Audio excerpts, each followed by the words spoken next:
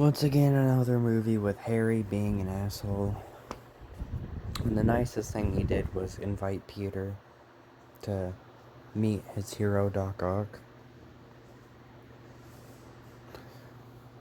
But he still, slapped him in front of a crowd of people. He still brought up shit on his birthday. And just kept being an absolute dick to him.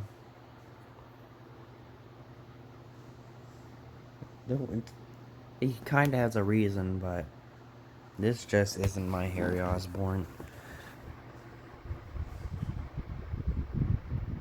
And I don't think I mentioned it, but I like how the only reason Peter wasn't gonna get with MJ, even though she was with Harry, was because he's Spider-Man. Like, what?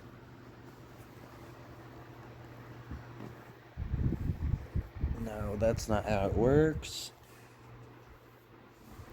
And what's so funny is, the lighting made them look like they had orange hair. William Dafoe and fucking James Franco in the first movie. But in this movie, neither of them have orange hair. Including, the brief scene with the William Dafoe at the end. Like, what? I swear they had orange hair.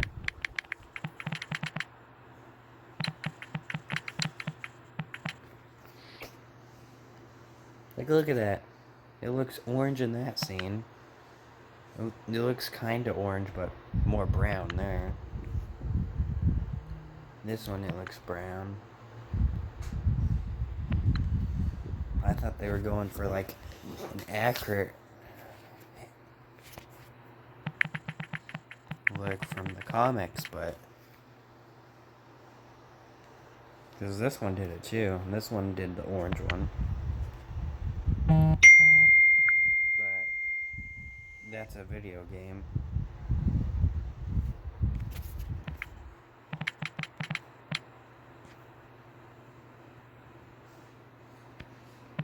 I don't expect him to make him look like this whack-ass haircut from the comics. Just have, the person wear a wig or get an actor with orange hair. It's not like they go after famous people. Alfred as Doc Ock, he's not a very well-known actor. He's known for Doc Ock, but not much else. The only thing I can think of for Alfred was him playing Mr. Freeze in the Harley Quinn show.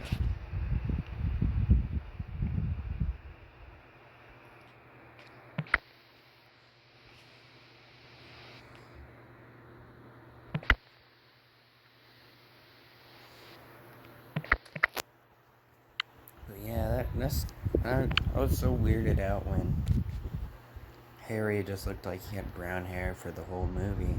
It's like, why'd he change it? I looked it up and there was well, he always had brown hair, but anyway.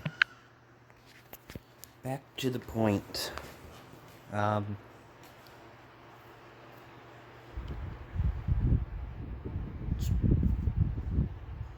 like how they brought in, that random character Henry, just to get him to be back to Spider-Man. Like, what?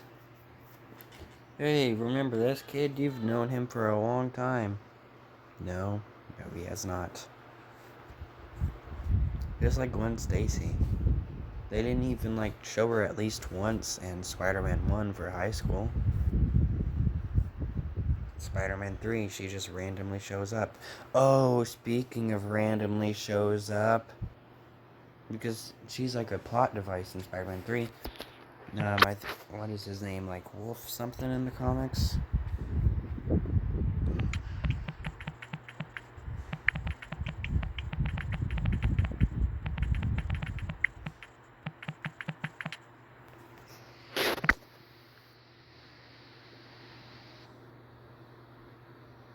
Yeah. It was pretty cool that he was in this movie, but he was just a plot device. He was in 3 scenes.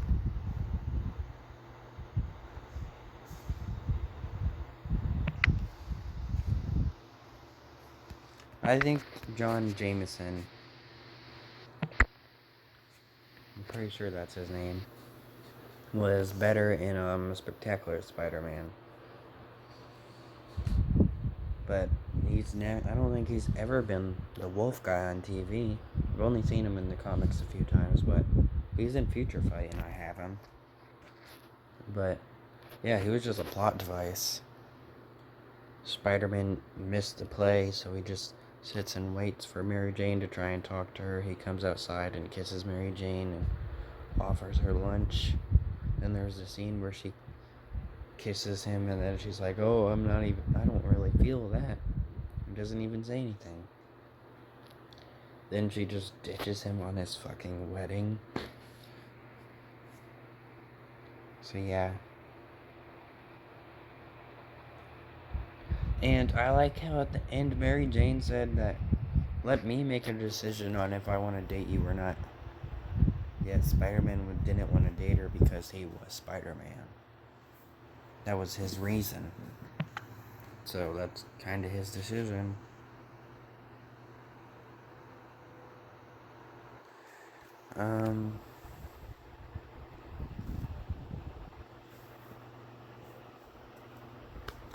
Yeah, I'm gonna be watching Spider-Man 3 next, and then the next two Amazing Spider-Man movies. I hope if they do come in the Doctor Strange 2 movie, that they will at least get one more movie, each of them. I think Toby should get 4, though I think his series ended just fine. And I think Andrew should definitely get a third since they set up Rhino in the Sinister Six. Though it might be a bit of a mess.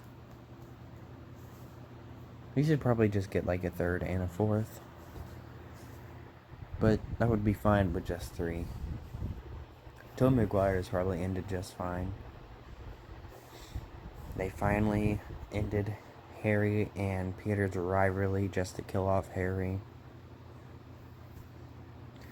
And I know I'm probably going to forget about this, since I haven't watched Spider-Man 3 yet, but I haven't rewatched it yet. But I like how Eddie tries to play the victim. He frames a person, then goes, "Well, I just wanted more money. Don't tell on me." That's like girlfriends that cheat on their boyfriend, and when their boyfriend finds out, they cry. Like, well, you did this to yourself. So yeah, I think that's it. Oh, and like everyone always saves him when he's about to die.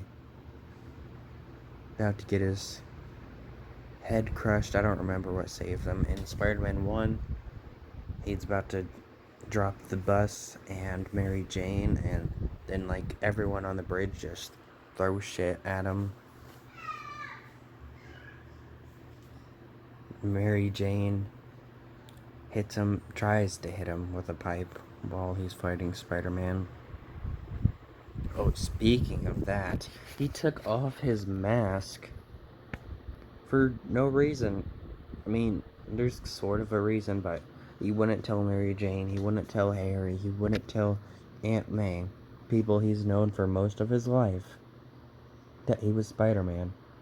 But then he takes off his mask, tells Doc Ock, "Hey, I'm Peter Parker," then dips and lets Doc Ock die. All the people he saved, the people that Doc Ock tried to throw when he grabbed him out of the train, he threw the person, then shot a web so that it would be safe. The people he saved from Green Goblin in the first movie.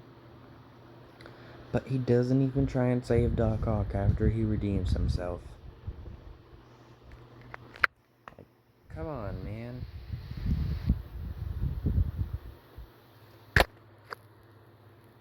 It's just like they have to let the villains die if they know who they are. They didn't kill off Sandman. They still killed off Harry after he found out he was Peter. Just not in the same movie. They didn't have enough time to do that. And speaking of stuff like that, I remember watching a video of someone just like hating on Amazing Spider-Man 2 and comparing it to Spider-Man 2 and saying how like Spider-Man quit being Spider-Man for half the movie. No, he quit being Spider-Man for like 20 minutes. And he decided he wanted to be Spider-Man again. But he finally became Spider-Man again like 10 minutes later. But yeah, he was ready to be Spider-Man again after 20 minutes.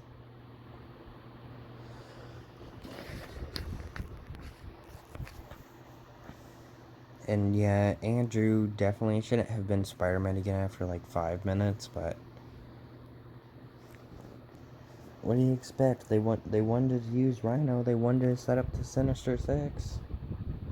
And I love how people just hate on Amazing Spider-Man 2 for a lot of reasons, but one of the big reasons is Dane DeHaan and how many villains there were.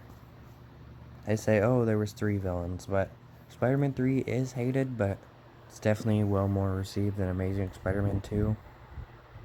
Because they think they didn't use too many villains, but they used the exact same amount. They used Green Goblin. But it's Harry Osborn. He's been Green Goblin in the comics before, but he usually doesn't stay it. They use Venom, which Topher Grace was great as Venom, but Tom Hardy was better. I don't think he was design-wise. I bet he was a bit more buff, just like a tiny bit. But the main thing they did was just like make the suit taller and tried to make it look creepy. It didn't really look like Venom to me.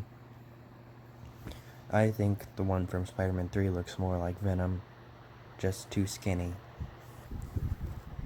I don't know what I was talking about now.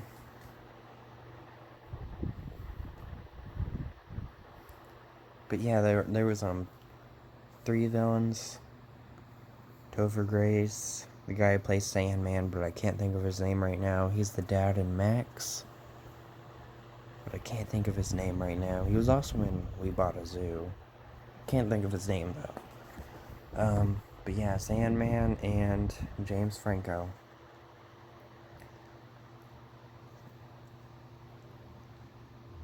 Then Amazing Spider-Man 2 has Jamie, Dane DeHaan, and I don't know the actor's name for Rhino. But Rhino didn't really do anything.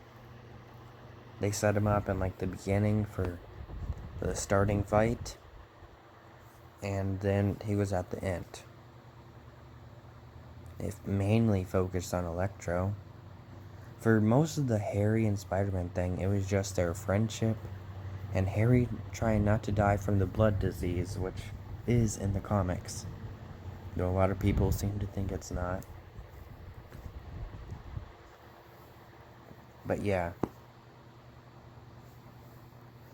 so there's that. And yeah, sure, he becomes Green Goblin for like 3 minutes, but whatever. I thought he was decent as Green Goblin. He probably would have been better with more screen time, just like Jared Leto as Joker. Though, a lot of animated Jokers are better than Leto. He just needed more screen time. He had a few good scenes in the regular version, but a lot more in extended.